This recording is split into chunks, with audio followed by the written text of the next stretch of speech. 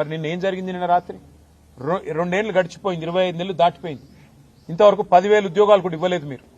ఏమైనాయి నీ 2 లక్షల ఉద్యోగాలని చెప్పి పిల్లలు రోడ్డెక్కితే వాళ్ళని ఇష్టం వచ్చినట్టు గొడ్లను కొట్టినట్టు కొట్టి వాళ్ళని 7 పోలీస్ స్టేషన్లో నిన్న ఈ దిక్కుమాలిన ప్రభుత్వం వారిని నిర్బంధించింది. ఈ రోజు కూడా ఉదయం నుంచి మళ్లీ అరెస్టుల మీద అరెస్టులు చేస్తా ఉన్నారు. ఎందుకు? ముఖ్యమంత్రి గారు అక్కడేదో బట్టల షాప్ ఓపెనింగ్ పోతున్నట్ట, దానికోసం ఆ రోడ్డెంబడ పోతుంటే ఎక్కడ ముఖ్యమంత్రికి అడ్డం వచ్చి నోటిఫికేషన్ లేవి అని నిలదీస్తారు, ముఖ్యమంత్రిని దిగ్బంధం చేస్తారన్న భయంతో ఇలా పోలీసులను అడ్డం పెట్టుకుని ఈ ప్రభుత్వం బతుకుతా ఉన్నది. మరి ఇంత చేతగాని సన్నాసి రాహుల్ గాంధీ ఎందుకు మాటిచ్చినావు? 2 లక్షల ఉద్యోగాలని చెప్పి ఎందుకు డైలాగులు కొట్టినావు? ఎందుకు పోజులు కొట్టినావు? ఎక్కడ పోయినాయి నీ 2 లక్షల ఉద్యోగాలు? ఇవాళ ప్రజలు అడుగుతున్నారు, మా పిల్లలు అడుగుతున్నారు, దమ్ముంటే సమాధానం చెప్పు.